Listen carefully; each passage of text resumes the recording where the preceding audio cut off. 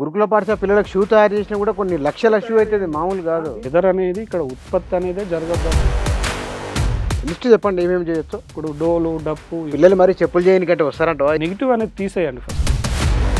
నిరుద్యోగ పరంగా చెప్పుల ఉత్పత్తులు అనేది కాదు, ఏందన్నట్లు రెవెన్యూ జనరేట్ అవుతుంది, దానివల్ల అందరికి ఉపాధి జరుగుతుంది. ఆల్టర్నేట్ మార్గం చదువుకున్న వాళ్ళందరికీ ఉద్యోగాలు రావాలంటే కాదు కదా సార్. ఎంతమంది శిక్షణ పొంది ఉన్నారు? 1,20,000 మంది, పెద్ద నెంబరే. లక్షల కొద్ది ఎమ్మెల్యేలు ఉన్నారు, మంత్రులు ఉన్నారు, వాళ్ళు ఎవరు మాట్లాడలేదా, పట్టించుకోలేదా? మా వాటా ఒకసారి మాకు చెప్పండి. అంటే తెలుగుదేశం పీరియడ్లు ఇచ్చిన వాటి ఎల్లో కలర్ వేసిండే. దీనికి ఒక కార్పొరేషన్ ఏర్పాటు చేయండి, బడ్జెట్ కేటాయించండి, దాని బడ్జెట్ దానికి ఉన్నప్పుడు దాని డెవలప్మెంట్. గత బీఆర్ఎస్ ఆయనలో కనీసం జీతాలను ఇచ్చారు, ఈ జీతాలు అప్పుడప్పుడు. వీళ్ళు వచ్చినాక అది కూడా లేదు. శ్రీధర్ బాబు గారు నమస్తే. ఆధునిక ప్రపంచంలో ఉపాధి అవకాశాలు పెరుగుతున్నాయి, అవి విస్తరిస్తున్నాయి కూడా.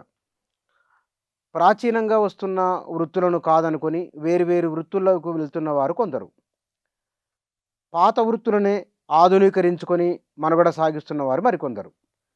ఆ సంప్రదాయబద్ధంగా వస్తున్న ఆ వృత్తిని దానికి ఆధునిక హంగులు అద్దుకొని ప్రపంచ మార్కెట్తో పోటీ పడతామని లెదర్ ఇండస్ట్రీకి సంబంధించిన వారు చెప్తున్నారు. ఆ ఇండస్ట్రీకి సంబంధించిన ఆర్టిజన్ కార్మికుల సంఘానికి సంబంధించిన నాయకులు మన దగ్గర రాజుగారు ఉన్నారు. మరి వారి అంతరంగం ఏమిటి, ప్రభుత్వానికి వారు ఏం చెప్పదలుచుకున్నారు, సంప్రదాయబద్ధంగా వస్తున్న వారి వృత్తికి ఆధునిక పరమైన మార్కెట్ని ఎట్లా జోడించబోతున్నారో వారి దగ్గర తెలుసు. వారు మన దగ్గర ఉన్నారు. రాజుగారు నమస్కారం అండి. సార్ నమస్కారం సార్. ఈ మీ ఆర్టిజన్ కార్మికుల మీ లెదర్ ఇండస్ట్రీకి సంబంధించింది ప్రస్తుతం వాళ్ళ పరిస్థితి తెలంగాణ ఎట్ట ఉన్నది, ముందు అది చెప్పండి. ఈ లెదర్ ఇండస్ట్రీ అనేది 1960లో స్టార్ట్ అయినటువంటి సార్. అది దాంట్లో ఉన్నటువంటి నాయుడమ్మ అనేటైన పిహెచ్డి క్యాండిడేట్ దాన్ని ఆ టైంలో వీళ్ళు ఒక కార్పొరేషన్ చేసి వీళ్ళ ఆర్థిక పరిస్థితులు ఏవైతే ఉన్నాయో కుల వృత్తుల మీద ఆధారపడే వాళ్ళను అభివృద్ధి చేద్దామనే ఉద్దేశం కొద్దీ వాళ్ళకు ఒక అంటే కమిటీ వేసి దాంట్లో నాయుడమ్మ గారిని ముందు పెట్టడం జరిగింది సార్. గత కొన్ని రోజుల తర్వాత ఎప్పుడైతే 2071లో వాళ్ళకి అంటే 2071 నుంచి ఇది వెలుగులోకి వచ్చింది. దీనికి అంతకుముందు కొంత కార్పొరేషన్ చైర్మన్స్ ఉండేది, దానికి బడ్జెట్ కేటాయించేది. కొంత బడ్జెట్ కేటాయించినా కూడా వాళ్ళకి సరైన అవకాశాలు కల్పించలేక వీళ్ళు కొంత అనౌన్స్ చేయడం మట్టుకే కానీ దాన్ని వినియోగించే పద్ధతులలో కొంచెం ఇబ్బంది పడేది సార్. దానివల్ల వాళ్ళు చేయలేకపోయారు. తర్వాత ఏంటంటే 71 తర్వాత కొంత అంటే బడ్జెట్ కేటాయించడం కానీ చేయడం వచ్చింది. 2022 ఏదైతే ఉందో అప్పుడు చంద్రబాబు నాయుడు గారి ప్రభుత్వంలో మన తెన్నేటి కృష్ణప్రసాద్ సార్ గారి ఆధ్వర్యంలో ఎండి గారు పనిచేసినప్పుడు వీళ్ళందరినీ అప్పుడు యువత ఏదైతే ఉందో కుల వృత్తుల మీద ఆధారపడ్డటువంటి వాళ్ళవి కుల వృత్తుల మీద ఆధారపడి ఎవరైతే జీవిస్తున్నారో వాళ్ళకి దీన్ని కులవృత్తి కాకుండా మార్కెట్ పరంగా అంటే ప్రపంచాధునీకరణలో భాగంగా అప్పుడు చంద్రబాబు నాయుడు గారు ఒక టెక్నాలజీ ఏదైతే లెదర్ టెక్నాలజీ ఇంప్రూవ్మెంట్ చేసి ఆంధ్రప్రదేశ్ ప్రభుత్వంలోనే దాదాపు ఒక 5,000 ఎకరాల వరకు ల్యాండ్ కేటాయించడం జరిగింది సార్. దానిలో బైపర్కేషన్ అయిపోయిన తర్వాత మన తెలంగాణకు కూడా ఒక 2,500 ఎకరాలు ఉంటుంది. అయితే దీంట్లో కూడా ఏంటంటే ల్యాండ్ అనేది సరి అలొకేషన్ కాలేదు ఇప్పటి వరకు కూడా. కొన్ని చోట్ల ల్యాండ్ అంటే ల్యాండ్ ఇచ్చి మన షెడ్ వేసి వాళ్ళ మిషనరీ ఇచ్చారు, వాళ్ళకి ట్రైనింగ్ ఇప్పించారు. ఇప్పుడు కృష్ణప్రసాద్ సార్ గారి ఆధ్వర్యంలో వాళ్ళకి ట్రైనింగ్ చెన్నై, ఆగ్రా, మన కాన్పూర్ లాంటి కొన్ని ప్రదేశాలకు వీళ్ళని బ్యాచెస్ చేసి బ్యాచ్ వైజ్గా వీళ్ళని పంపారు. కానీ ప్రభుత్వం ఎప్పుడైతే వాళ్ళ ట్రైనింగ్ ఇచ్చి పంపిందో ఇప్పటి వరకు వాళ్ళకు ఉపాధి అవకాశాలు అనేది ఎక్కడ చూపెట్టలేదు సార్. అన్ని కుల వృత్తులకు ఉన్నట్టు దీనికి కూడా ఒక కుల వృత్తి ఉంది. లెదర్ టెక్నాలజీ అనేది కులవృత్తిక పరంగా కాకుండా పారిశ్రామిక పరంగా చూసి ఇప్పుడు వాళ్ళు ఏదైతే ఆర్థికంగా ఇబ్బంది పడుతున్నారో, ఎందుకంటే బిఎల్ కింద ఎవరైతే ఉంటారో ఎస్సీ ఎస్టీలో ఎక్కువ ఉంటారు కదా బీపీఎల్ కింద. సో ఒక మంచి ఆలోచన తీసుకున్నప్పటికీ కూడా వాళ్ళకి ఏమైందంటే ఈ బీపీఎల్ కింద ఉన్నటువంటి ఆర్థిక పరమైనది ఏంది, వాళ్ళకు ఆర్థిక అభివృద్ధి, సాధారికత, వాళ్ళని ఆర్థికంగా ఎదుగుతూనే అన్ని రంగాలలో ముందట ఉండాలనే ఉద్దేశం కొద్దీ వీళ్ళకు ఒక పారిశ్రామికీకరణ భాగంగా లెదర్ ఇండస్ట్రీలను ఓపెన్ చేయాలి, వీళ్ళకు ఉద్యోగ అవకాశాలు కల్పించాలనే ముఖ్య ఉద్దేశంతో చేశారు సార్. కానీ ఇప్పుడు బైఫర్కేషన్ అయిన తర్వాత ఏదైతే చంద్రబాబు నాయుడు గారు చేశారో అప్పుడు వీళ్ళకి ట్రైనింగ్ ఇచ్చి ఉపాధి కల్పించలేకపోయారు, బడ్జెట్ చేయలేకపోయారు. బైఫర్కేషన్ అయిపోయిన తర్వాత కూడా సార్ మన ఇండస్ట్రియల్ మినిస్టర్ కేటీఆర్ గారు కూడా అసెంబ్లీ సాక్షిగా చెప్పారు. 270 కోట్లు ఇస్తాము. స్టేషన్ గణపూర్‌లో పెడతాము. కరీంనగర్‌లో పెడతామని చెప్పారు. మేము కూడా తను చేస్తానికి సార్ మేము ఆ సార్ దగ్గరికి కూడా Telangana planning commission planning commission vice చైర్మన్‌గా అవును. ఉండేటోళ్ళు సార్. ఉమ్. అప్పుడు మేము ఇండస్ట్రియల్ కేటీఆర్ గారిని కలవడానికి కూడా ఈ ఆర్టిజన్స్ ఎవరైతే ఉన్నారో వాళ్ళందరినీ ట్రైనింగ్ చేసినటువంటి వాళ్ళని అందరినీ తీసుకెళ్ళి చాలాసార్లు ప్రయత్నం చేశాం సార్. తను కూడా ఎండీ గారిని పిలిచి మాట్లాడారు. తను కూడా ఓపెన్ చేస్తానన్నారు కానీ ఆ ప్రభుత్వంలో కాలేదు సార్. ఇప్పుడు మేము రిక్వెస్ట్‌గా మన కాంగ్రెస్ ప్రభుత్వాన్ని ఏదైతే అడుగుతున్నామో మాదిగా ఉపకులాలకి ఏదైతే మీరు పెద్ద దిక్కని అంటున్నారో మీరు బైఫర్కేషన్ ఏదైతే వర్గీకరణ చేసినందుకు మీకు ధన్యవాదాలు సార్. అదేవిధంగా ఒక వర్గీకరణతోనే మా జీవితాలు అనేటివి అభివృద్ధిలోకి వస్తలేవు. అంటే ఎక్కడి వాళ్ళు అక్కడే ఉన్నారు. కొంతవరకు మీరు చేసిన దాంట్లో విద్యా ఉద్యోగ పరంగా అవుతుంది కానీ ఇప్పుడు మా పిల్లలు 10th, ఇంటర్, డిగ్రీ చదివిన నిరుద్యోగులు చాలామంది ఉన్నారు సార్. మా కుల వృత్తులలో మీరు చేవెళ్ళ డిక్లరేషన్‌లో మాకు మాట ఇచ్చారు. మీకు ఏదైతే ల్యాండ్‌లు ఉన్నాయో అది అసైన్‌మెంట్ భూములు గానీ, ఏదైనా పారిశ్రామికంగా గానీ, మీకు సంక్షేమ పథకాలలో దళిత బంధు లాంటివి గానీ, అంటే అంబేద్కర్ అభయహస్తం లాంటిది గానీ అని కొన్ని చెప్పారు కదా సార్. దానిలో భాగంగా మేమేమంటున్నామంటే, దయచేసి మా ల్యాండ్‌లు మాకేదైతే కేటాయించిన భూములున్నాయో మాకు మాత్రమే కేటాయించండి. అంటే మా అభివృద్ధికి మాత్రమే కేటాయించండి. ఇతర వాటిలో కేటాయించడం వలన సార్ మేము నష్టపోతున్నాం గదా! ఇప్పుడు మీకెక్కడైనా ల్యాండ్‌లు ఉండొచ్చు. అవును. మా ల్యాండ్‌లు తీసుకున్నప్పుడు మా పర్సెంటేజ్ ఎంత? మా హంబుల్ రిక్వెస్ట్ మేమేమంటున్నామంటే, ఇప్పుడు మా ల్యాండ్‌లో మీరు 2 సంవత్సరాల కింద సార్ యూనిట్ మాల్ అనేది స్టార్ట్ చేశారు. కేంద్ర, రాష్ట్ర ప్రభుత్వాలు 2 కలిసి. ఓకే. కేంద్ర, రాష్ట్ర ప్రభుత్వాలు ఏక్తా మాల్ కింద పీఎం దాని కింద చేశారు. మా ల్యాండ్‌లో మీరు ఫస్ట్ 5 ఎకరాల 16 గుంటలు తీశారు సార్. దానిలో వాళ్ళ ఉద్దేశ్యం ఏంటంటే, ఈ చేనేత వర్గాలకు ఏదైతే మనము సబ్సిడీ ఇస్తున్నామో, వాళ్ళని ఎట్లా ప్రోత్సహిస్తున్నామో, లెదర్ ఇండస్ట్రీని కూడా వీళ్ళని అట్లా ప్రోత్సహిద్దామనే ఉద్దేశం కొద్దీ చేశారు. ఓకే. వాళ్ళేం చేశారంటే, ప్రపంచ మార్కెటింగ్ కింద ఏదైతే ఉందో, ఇప్పుడు చేనేత హబ్ లాగా ఆ వస్తువులన్నీ ఎక్కడైతే దొరుకుతాయో, ఖాదీ పరిశ్రమలు గానీ, అట్లా గానీ, ఈ మన లెదర్ ఇండస్ట్రీలో ఉన్నటువంటి ఎక్కడైతే ఉత్పత్తులు అవుతున్నాయో వాటినన్నిటిని తీసుకొచ్చి ఒక హబ్ క్రియేట్ చేసి అక్కడ అమ్మాలి.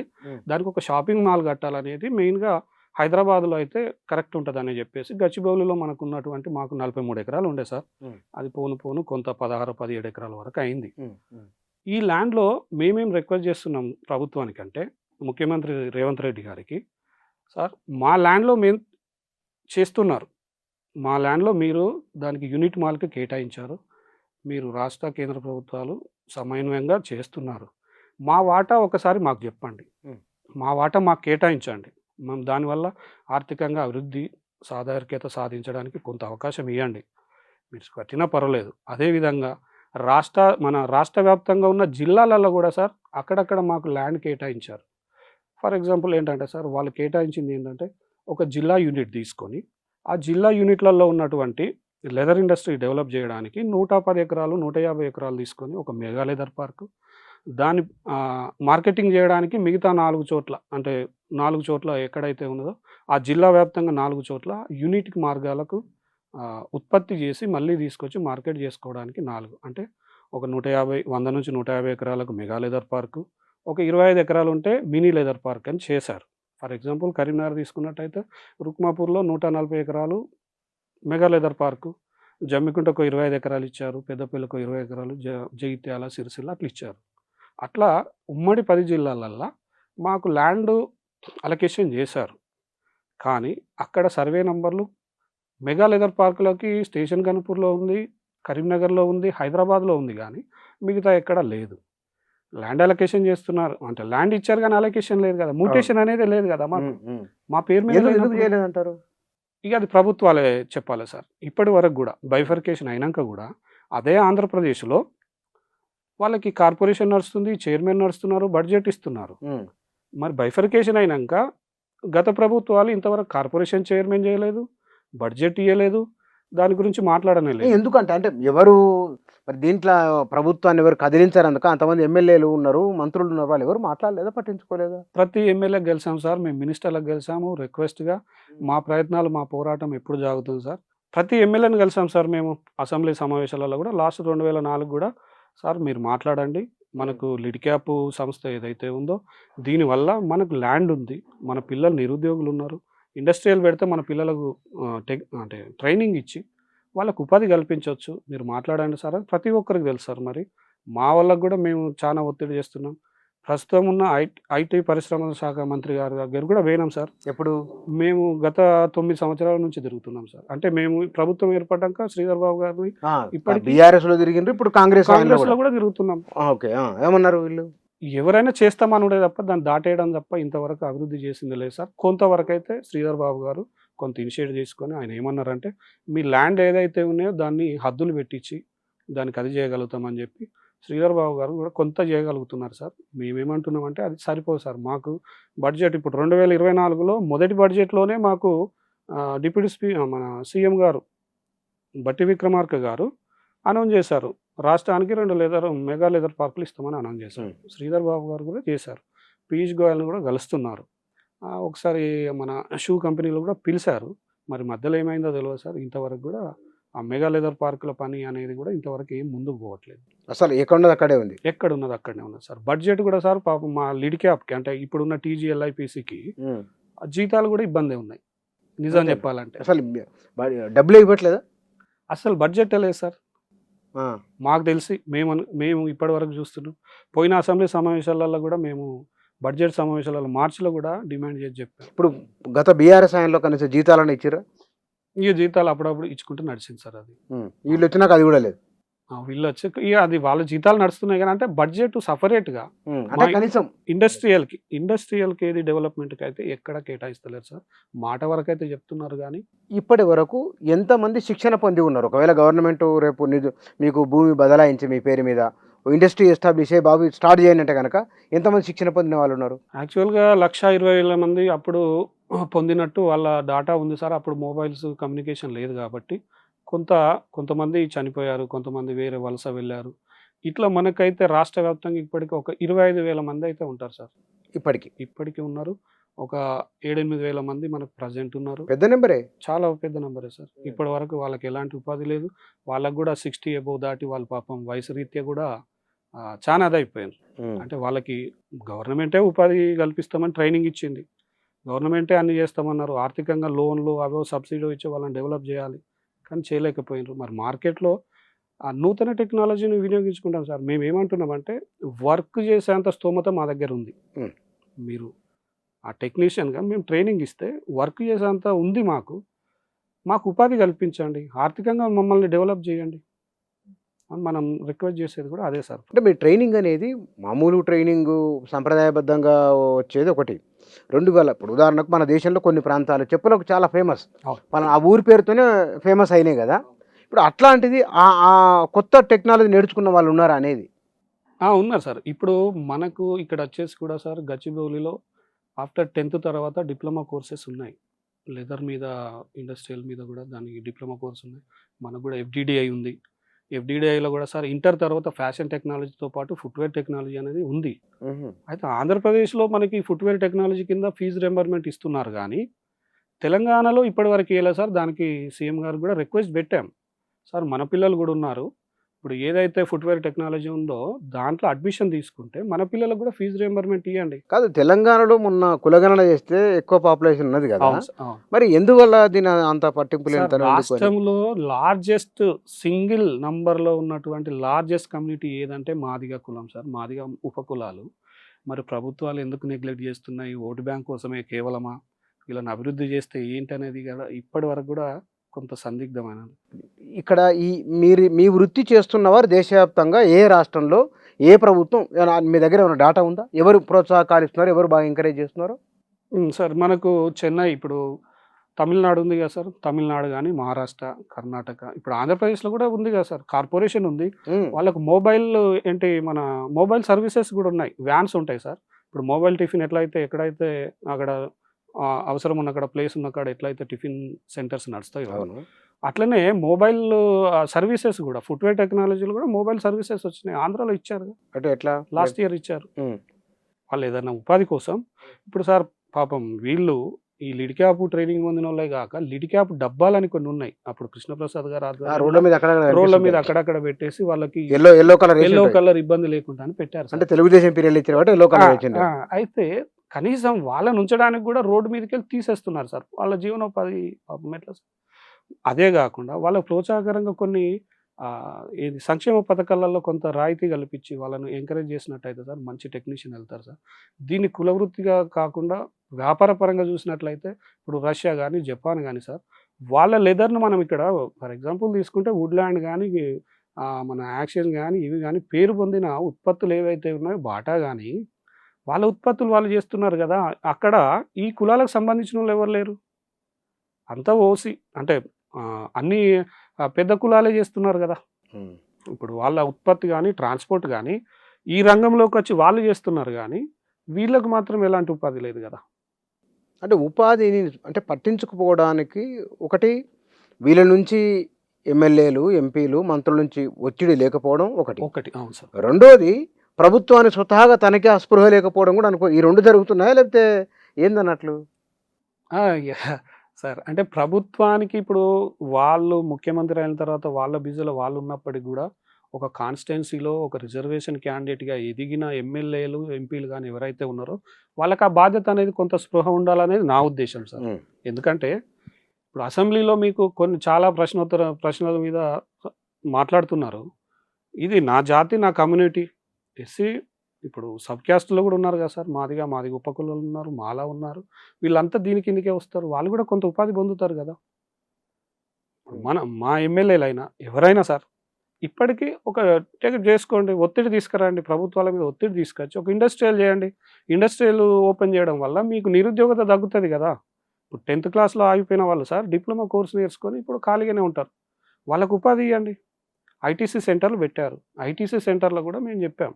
సార్ ఈ కోర్స్ ఇప్పుడు కొత్తగా వచ్చినటువంటి ఐటీసీ సెంటర్‌లో శ్రీధర్ బాబు గారు ఏదైతే అనౌన్స్ చేశారో దాన్ని గూడా పెట్టమని చెప్పారు. కానీ దానికి వాళ్ళు ట్రైనింగ్ చేస్తున్నారు గానీ మీరు ఉపాధి మార్గాలు చూపెట్టినప్పుడు ట్రైనింగ్ చేసి ఏం లాభం సార్? ఇక్కడ మనకు గూడా గచ్చిబౌలిలో 6 నెలలు క్రాష్ కోర్స్ అని ఉంటది. ఫుట్‌వేర్ టెక్నాలజీలో. పాపం ఇక్కడ గూడా పిల్లలు చేసి ఎక్కడో చెన్నైలో పోయి వాళ్ళు ఉపాధి వెతుక్కునే సోర్సెస్ అయితుంది. సోర్సెస్ లేదు మన దగ్గర ఇక్కడ. మీరు ఉత్పత్తి రంగం స్టార్ట్ చేయండి. ప్రొడక్షన్ స్టార్ట్ చేయండి సార్. టానెల్ గాని, ఇది గాని. ఇప్పుడు ఒకప్పుడు సార్ అంటే ఇది చెప్పొచ్చో చెప్పరాదో? చెప్పమంటారా? చెప్పండి ఏందో? ఒకప్పుడు అంటే చర్మాలు ఏదైతే ఉన్నాయో మేకయి గాని, ఇవి గాని అవును. అవి తీసుకొచ్చి స్వతహాగా వీళ్ళు అంటే దాన్ని తయారు చేసేటువంటి అది ఉండేది సార్. టెక్నాలజీ, ఒక సంప్రదాయ టెక్నాలజీ టెక్నాలజీ. ఉండేది. హ్మ్. అంటే మేకకు 100, 150 ఇచ్చి కొనుక్కపోయేటోళ్ళు. అవునవును. కొనుక్కపోయి దాన్ని తీసేయటోళ్ళు. వీళ్ళు అది చేసి అంటే మేకింగ్ మనం జేయడం వల్ల, అంటే ఉత్పత్తి మనం జేయడం వలన చానా ఖర్చు తగ్గి ఒక అది ప్రొడక్ట్ అనేది బయటకొస్తది సార్. ఓకే. ఇప్పుడు అది గాకుండా ఏమైతుందంటే ఎక్కడ దేన్ని పట్టించుకోవట్లేదు.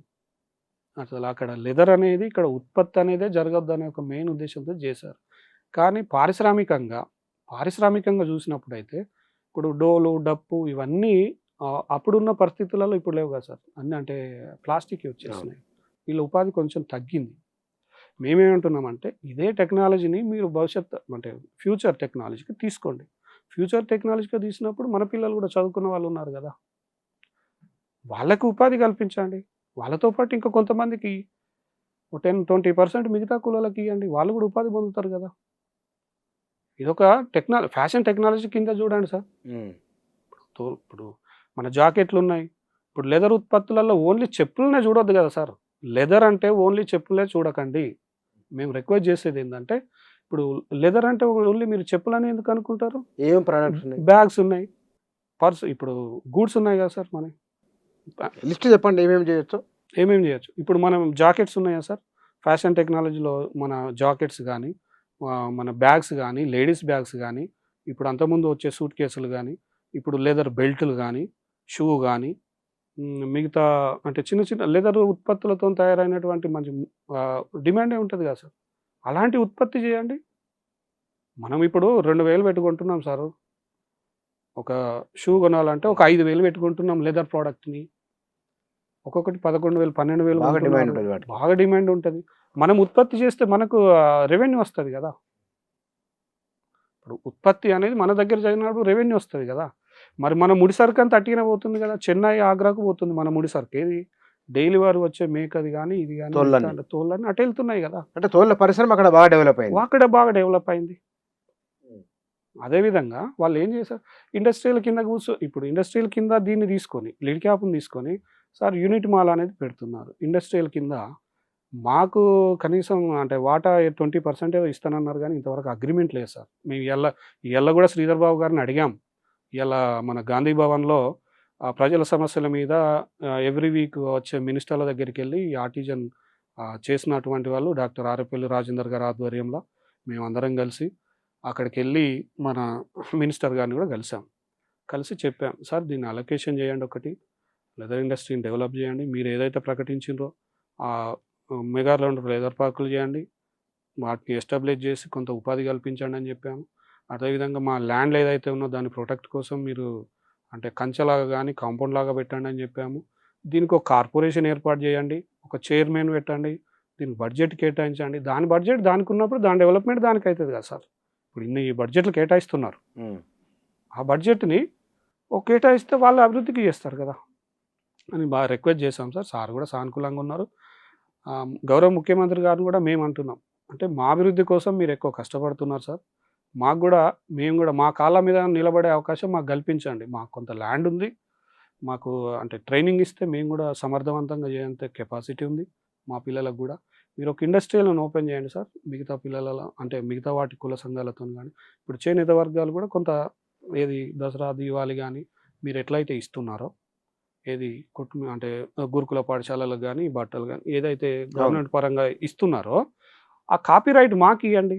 ఎందుకు గురుకుల పాఠశాల పిల్లలకు షూ తయారు చేసినా కూడా కొన్ని లక్షలు మామూలుగా దీని మీద కూడా ఒకటి తెచ్చాం సార్ మేము.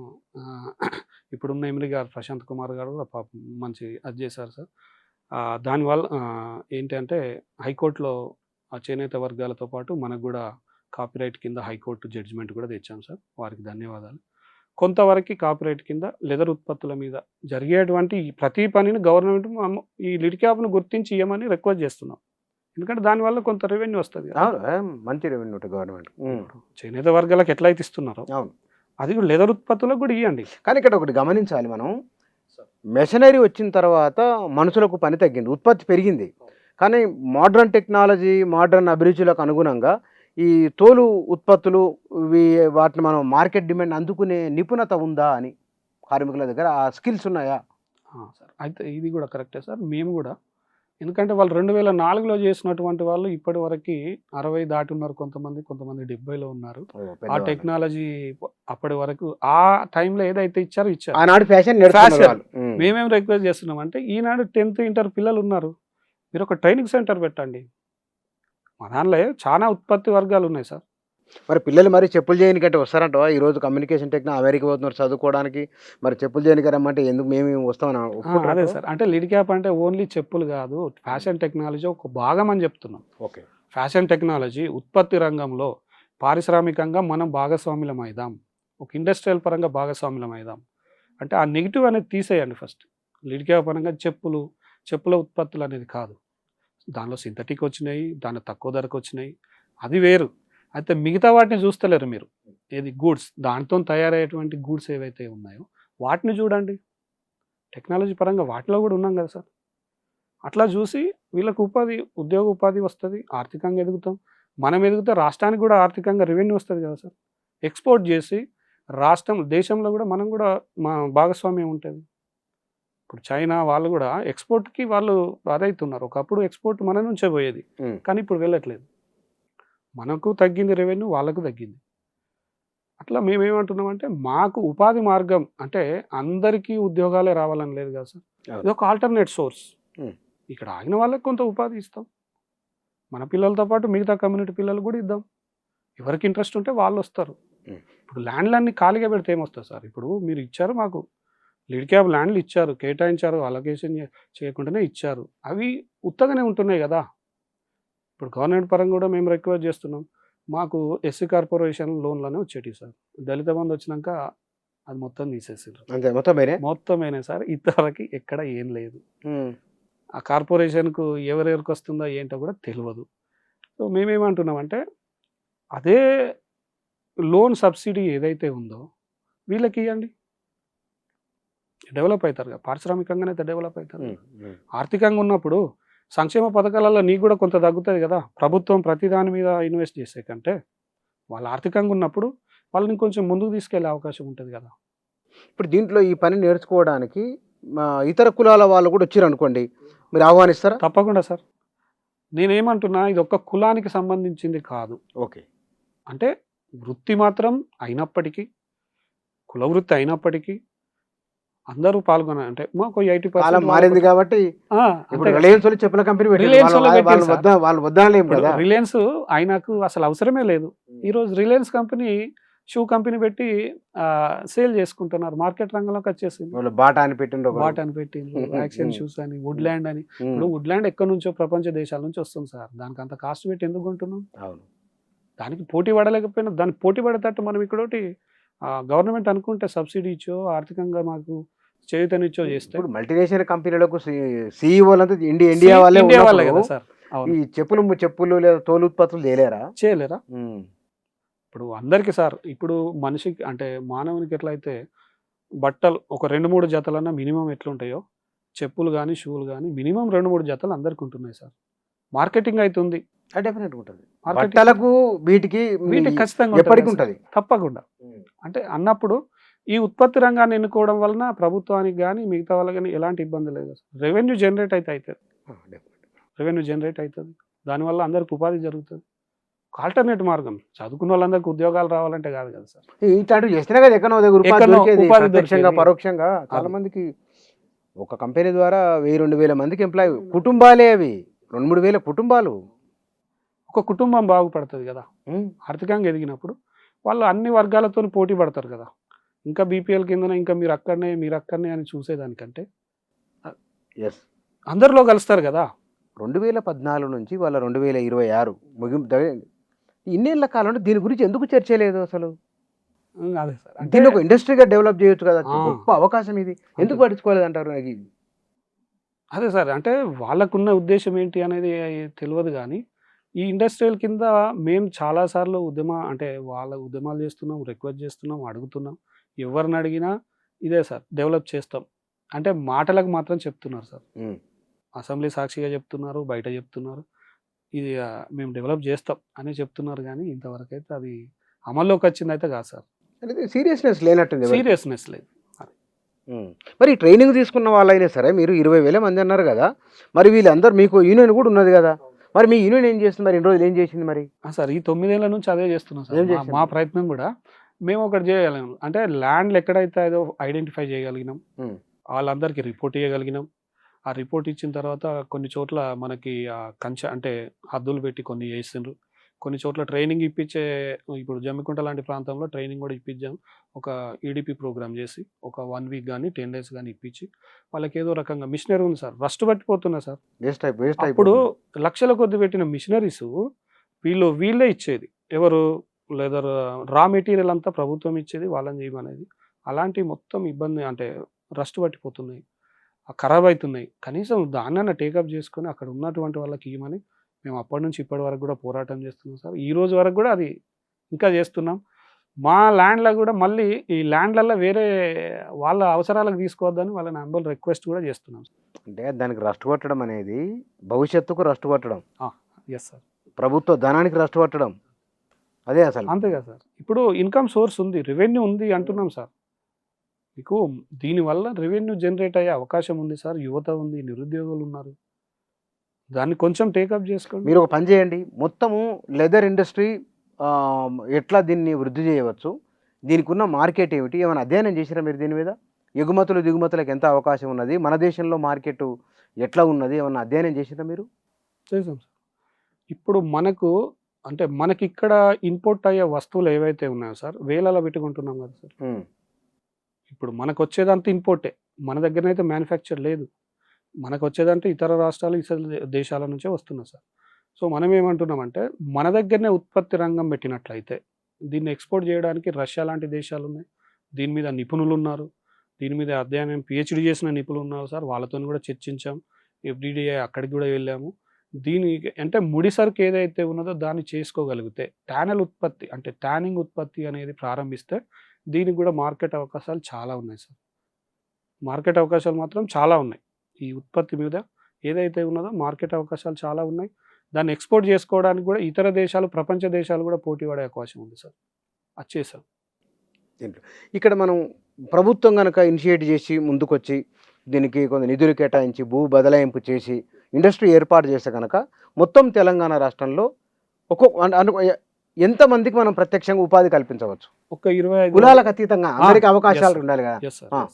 25,000 మందికి ఉపాధి కల్పించవచ్చు సార్. డైరెక్ట్ 25 నుంచి డైరెక్ట్‌గా 25,000, ఇండైరెక్ట్ ఒక 50,000 మంది. అంటే ఒక 1,00,000 మందికి అయితే సుమారు 1,00,000 కుటుంబాలే. 1,00,000 కుటుంబాలు బాగుపడతాయి సార్. ఓకే, తప్పకుండా సార్. ఆ ప్రయత్నం అంటూ జరగాలి. ఆ ప్రయత్నం జరగాలి ప్రభుత్వాలలోకి వెళ్ళి. అది రాగలిగితే మేము సీఎం గారిని కలిసాము, డిప్యూటీ సీఎం గారిని కలిసాము. మాకు అవకాశం ఎక్కడుంటే అక్కడ చేసాం సార్. సీఎం గారు కూడా పాజిటివ్గానే చేశారు. దీని మీద నేను ఒక కమిటీ వేస్తాను, మీకు ఒక పిలుపు వస్తుంది, దీని మీద ఒక అంటే చర్చ ఒక హాఫ్ అన్ అవర్ కానీ 1 అవర్ కానీ మీకు టైం ఇస్తానని మాట ఇచ్చారు. మేము 2024 నవంబర్ 2 నాడు ప్రభుత్వం నుంచి ఒక అఫీషియల్గా రివ్యూ మీటింగ్ పెట్టగలిగాం సార్. డాక్టర్ అడ్లూరి లక్ష్మణ్ కుమార్ గారు ఇప్పుడు సోషల్ వెల్ఫేర్ మినిస్టర్, అప్పుడు విప్ ఉండే. దాంట్లో ఏదైతే రివ్యూ మీటింగ్ ఉందో దాంట్లో ఏమేమి డెవలప్ చేయాలి, ఎట్లా డెవలప్ చేయాలి, దీని మీద అధ్యయనం ఏం చేయాలనేది చెప్పి ఆ రోజు కూడా మేము మినిట్స్ ఆఫ్ మీట్ ఒక 6 పేజీల మీట్లో అది రాశారు సార్. మల్సూర్ గారు ఆధ్వర్యంలో అప్పుడు ఇండస్ట్రియల్ డైరెక్టర్గా ఉన్నారు. తను కూడా చేశాడు సార్. ఆయన ట్రాన్స్ఫర్ అవ్వడం వల్ల నెక్స్ట్ వచ్చిన ఆయన చేయలేకపోతున్నాడా మరి ఏంటో మేము కూడా ఒకసారి కలిసినాము, మాట్లాడుతున్నాం సార్. మరి దీంట్లో వీళ్ళను కలిసిండ్రా ఎంఆర్పిఎస్? తప్పకుండా సార్.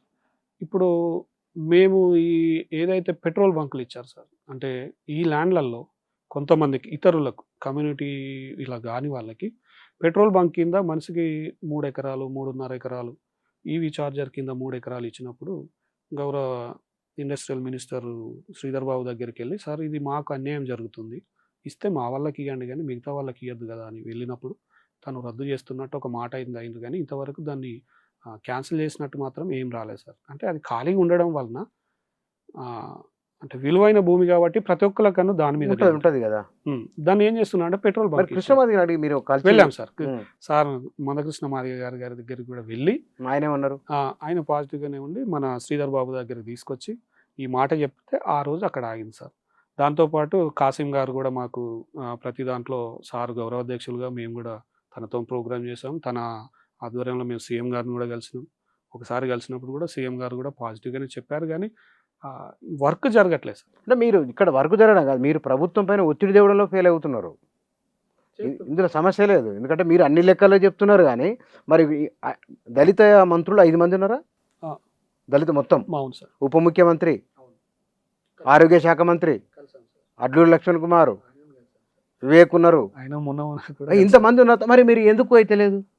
అది ఏదైనా సీఎం గారు అనుకుంటే అవుతుంది అనేది సీఎం ఆయనే సానుకూలంగా ఉందని చెప్తున్నారు కదా. అంటే అమలుగా రావట్లేదు సార్. అమలుగా జరగడంలో కొంత ఆలస్యం అవుతుందేమో. అంటే సీఎం గారి మీద మాకు నమ్మకం ఉన్నది, మా కమ్యూనిటీకి డెవలప్ చేస్తాడని ఒక నమ్మకం మీద మేము వెయిట్ చేస్తున్నాం సార్. ఇప్పటికైనా బైఫర్కేషన్ చేసిండు, దానివల్ల కూడా మేము కొంత బెనిఫిట్ పొందుతున్నాం కానీ ఇండస్ట్రియల్ పరంగా పొందాలనేది మా ఆకాంక్ష. థ్యాంక్ యూ అండి. Thank you sir. Thank you so much sir. Thank you. చెప్పుల పరిశ్రమ తయారీకి కేవలం చెప్పులు మాత్రమే కాదు, ఇందాక వారు చెప్పినట్టు బ్యాగులు, బెల్టులు ఇవన్నీ తయారు చేయడానికి మన దేశంలోనే విస్తృతమైన మార్కెట్ ఉన్నది. ఈ డిమాండ్ను అందుకోగలిగితే కొన్ని లక్షల కుటుంబాలకు ప్రత్యక్షంగా ఉపాధినివ్వవచ్చు, ప్రభుత్వానికి మంచి ఆదాయం వస్తుంది. వాస్తవానికి ఇది వారికంటే ప్రభుత్వానికే మంచి అవకాశం. ఒక పరిశ్రమ ఏర్పాటు చేసినట్లు అవుతుంది, కొన్ని లక్షల మందికి ఉపాధి ఇచ్చినట్లు అవుతుంది, ప్రభుత్వానికి మంచి పేరు వస్తుంది. బహుశా క్షేత్రస్థాయి వాస్తవాలను గుర్తించి ప్రభుత్వం ఒక ఆచరణ తీసుకుంటుందని ఆశిద్దాం. Thank you.